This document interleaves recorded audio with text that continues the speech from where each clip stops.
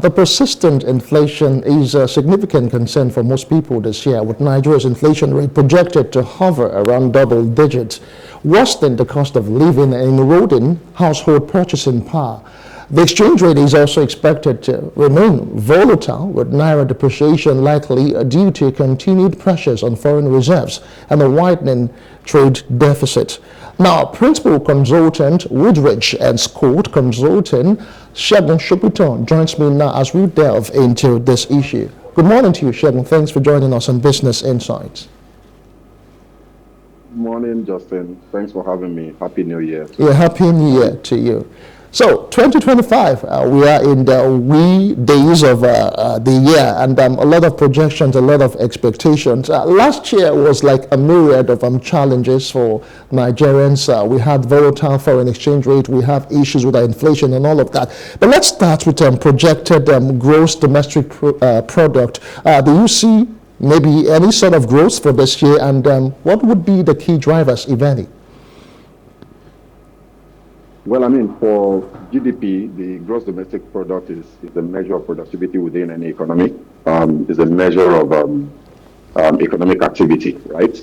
So, will we have significant growth in GDP this year? I think looking at the trajectory from last year and looking at the fundamental parameters that ordinarily should drive growth, I would manage my expectations. I don't think we're going to experience anything significant in terms of GDP growth in 2025. And I say this because the primary drivers of GDP are still struggling. We're still struggling, in those areas. Consumption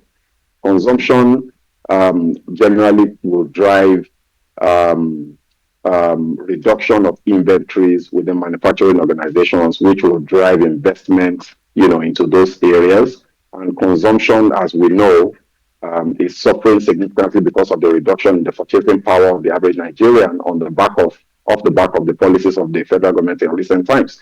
Government spending is also another factor that should drive GDP growth with all of the multiplier effect and the trickle down effect to the ordinary man on the street. And that we're not seeing enough of it, very ironically, given the fact that off the back of the policies of this government, government revenues have increased significantly, but we're not seeing commensurate significant bump up in government spending across the different sectors of the economy, especially infrastructure development. So if you look at all of those things, you look at unemployment rates, forget whatever the NBS is telling us, we all know what the reality is. So if you look at all of these parameters, you struggle to see any signs that we are going to have significant GDP growth, in the year 2025. We take what we get, but I don't think that the policy environment and the policy framework is such that we are going to see targeted growth and deliberately nurtured economic growth in the year 2025. Break, but then when we come back, I would want you to talk about the government's diversification efforts and emerging sectors, as well as the oil sector, if it is a blessing and a curse, based on what we've projected during our 2025 budget presentation in a moment. It's still Business Insight and Plus TV Africa. We'll be right back in a brief. Stay with us.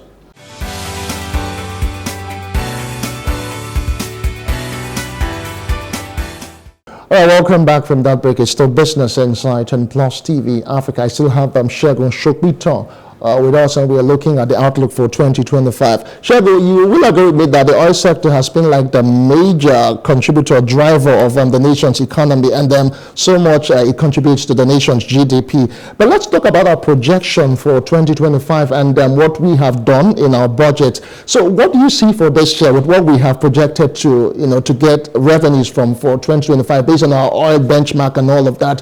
What are your thoughts? Are we like swimming in cool waters, or should we be worried or something? Well, I mean, so there are two things here, and it's always very interesting. When we talk about diversification of our economy, I always remind people that our economy is actually extremely diversified in terms of economic activity. The challenge we have is that for some reasons, inefficiency, structural imbalances, and all of that, that diversification is not resulting in a diversification of government revenues. So you have a situation where the oil sector contributes just about 5%, 6% to the GDP, which means non-oil GDP is about 95%. What other type of diversification do you want? Agriculture accounts for well over between 20 to 23% at any point in time. Trade, accounts for trade and services accounts for about another 20% or thereabouts, and then you can take all of the other sectors in terms of what they contribute to GDP. Oil accounts for between 5 to 6% at any point in time. However, oil revenues account for about 80 to 85, sometimes 90% of government revenues, and that is where government forex revenues in particular, and that's where the challenge is. For 2025, off the back of some of the policies of the government, which, from the top side, investors will like, right? Removal of subsidies, unification of the exchange rates, removal of multiple exchange rates, trying to merge, reduce the divergence between the parallel markets and the official markets. Investors will like those things, and I think it's yielding results. We're seeing an uptick in foreign direct investments, but that is particularly so with investors that are already in the country. And some of that has gone into the oil sector. Shell, as we know, is bringing in some significant money, about $5 billion, into their offshore activities. You probably will see some other similar investments in that sector in the coming year, which will ramp up production. And if production goes up, then we will see an increase in revenues from oil. Which is a good thing, because the Pareto principle, the 80-20 principle, would always suggest that you need to focus your energies and your efforts on the 20% of your activities that is generating 80% of your output. So the oil sector is the 20%, so to speak, figuratively, generating 80% of our revenue. So we do have to make sure that we groom that. But the flip side of that is oil, as we all know, is an endangered species when it comes to energy, its contribution to the energy mix, the global energy mix, right? So over the next 10, 15 years, its dominance is going to continue to go down. So we also need to respond to that. Saudi Arabia, we all know, has a vision 2030, where they're being very deliberate in saying that by 2030, they will no longer depend on oil at all for any of their, in terms of contribution to the economy. We need to be thinking along those lines. However, as of today, it's a good thing that we're getting investment into the oil sector, and that should help with some of the fundamental parameters in the budget, in the 2025 budget. Okay. I hope that we can achieve the 2.05 million barrels per day that the government has put in as a production benchmark. I doubt it, but at least such investment will help in that direction. So hopefully that will help with budget financing for 2025. All right, still talking about budget, we've projected a benchmark of about 1,500 to the dollar. But given what we saw in 2024, what do you think our forex regime would look like for this year? And specifically, still talking about our macroeconomic indices, inflation has been like hitting the roof, back to back in Nigeria. So what are the key indices? How would they look like for this year, 2024, in terms of our inflation, with the MPC always increasing the rates by the year? What are we going to see any difference this year, or are we going to see a continued trajectory in 2025? Okay, so to start with the first part of your question, the oil price benchmark in the budget, exchange rates benchmark, in the budget, which has been put at 1,500. Yes. It's kind of instructive that the government itself is setting, because what that does is that it has told us as a policy statement where the government expects the exchange rate of the naira against the dollar to be for this year. Setting that at 1,005, I think, is extremely unambitious, and I think that it's at variance with the other benchmarks that they've set. You've set 1,500 as your exchange rate benchmark, but you said that you're going to bring inflation down to 15%. You know, the two, it's not going to happen. Now, you tie that to the point you make about the CBN and the NPR, the MPC, and its insistence on taking a hawkish stance with regards to interest rates, it's a tool for managing inflation. The likelihood is that we're going to see the MPC increase interest rates more in the early part of the year until they begin to see a response in the inflation numbers. They are going to continue to increase rates. It might be marginal. You might see, maybe 25 basis points or 50 basis points and all of that, but they are likely to continue to increase.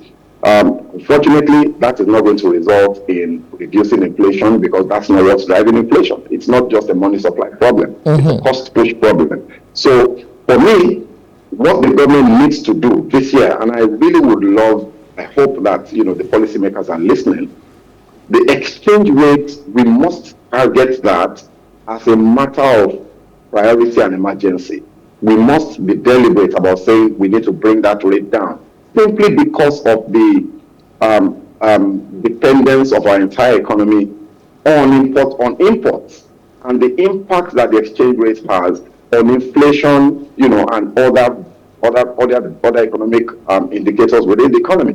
So we need to see the government pushing exchange rate down to maybe 1,200, maybe even the 1,000 naira to the dollar range, and it's not impossible. It just has to be a deliberate, targeted policy decision. This is where we want to be, and then you implement policies that will drive us in that direction. I can give a suggestion immediately. One of the policies that I think that the government must put in place is to immediately ban importation of refined products into this country. We have no reason to continue to import refined products, given the volume of demand that refined products places on the exchange rate, right? We know at any point in time, it's between 30 to 40% of the demand on the dollars that is accounted for by refined products. If you take now, we have Dangote refinery, we apparently have the Warri refinery and Port Harcourt refinery all now producing. We have absolutely no reason in the world to continue to import. If we stop importation, exchange rates will improve significantly. All right, that's a good one. I hope the economic managers I'm listening. Okay, but looking at the last quarter of 2024, what are your projections for the first quarter of this year? And again, what are the key sectors to look out for in this year 2025? I think very, very crucially, and I'm just speaking, to policymakers, to the president. You cannot have economic development without energy. It's impossible. It's just impossible, and I think it's important to let that sink in. All right. No magic is going to bring about economic growth. The kind of economic growth we need, given our population, the kind of economic growth that the president has set as a benchmark, it's impossible to achieve on 5,000 megawatts of electricity. It's impossible. So for me, I would love to see a deliberate focus by this administration on fixing the power problem in Nigeria, the electricity problem in Nigeria. We have to, and it's not rocket science. One or two policy tweaks will bring the investment that we need into off-grid energy that will bump up our, production and distribution levels somewhere within the range of 20,000 megawatts. We're not saying magical numbers. We're not saying 60,000. Egypt today is doing about 75,000 megawatts, for a far, smaller population. I think their population is about 130 million people or thereabouts. Per capita energy needs to be ramped up significantly this year. So I think that has to be an area of focus for the government. Infrastructure development has to be a significant area of focus. Rail system, road transportation must be ramped up to ease the logistic supply chain side of economic growth so that goods and services, especially farm produce and food, can find its way across the country more efficiently and far cheaper. These things don't really take time. They just need focus and vision to achieve. Before the term of this administration is out, speaking from a political point of view, you can implement significant real projects. A year and a half, 2 years. These things have been done in other parts of the world. It shouldn't be difficult for us.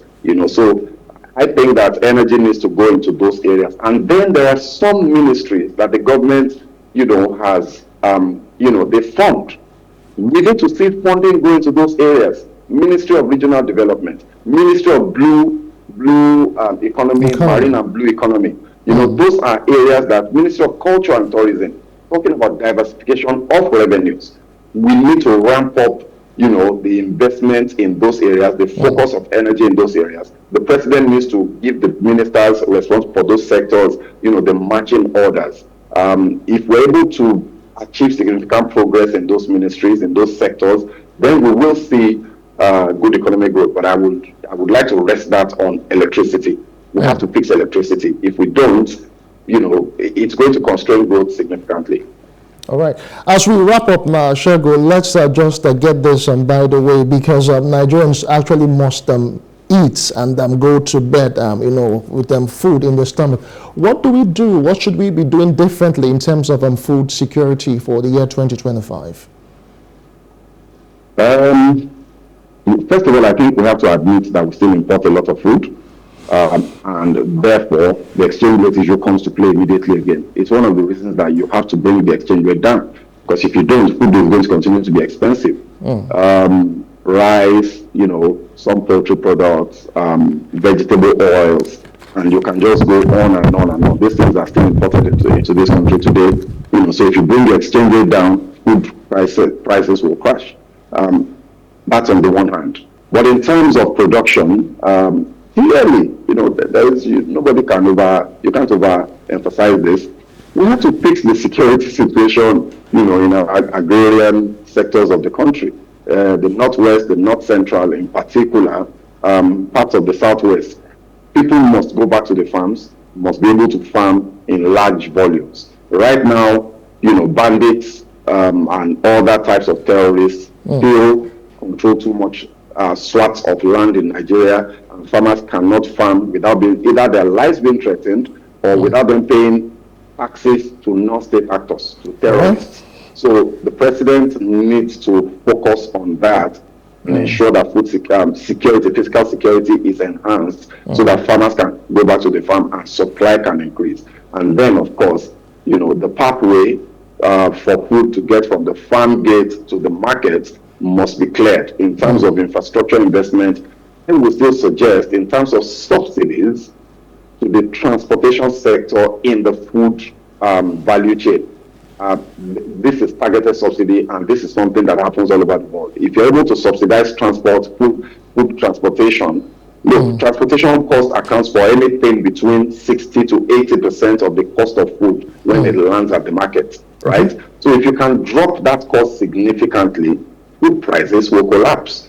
So is it possible for the government to look at, the associations, the trade associations in those places, whether the farm cooperatives and the transportation associations that services the farmers, and provide some sort of targeted subsidy there to crash the cost of transporting food to the market? Then we will see reduction in food prices and see increase in food security. Well, thank you so much, Shego Shokbuto, for your time and your input on the show today. We do appreciate it. Thanks for having me. Have a great year. All right, we have been speaking with Principal Consultant on Wood Regions Court Consulting, Shego Shokbuto. We've been looking at the economic outlook for Nigeria for the year 2025. One of the major picks I got from the show today that is the country should stop importing, petroleum products. That would actually impact positively on our foreign exchange regime. So that's the size of the show for today. My name is Justin Akadonye. Many thanks for being there. Bye for now.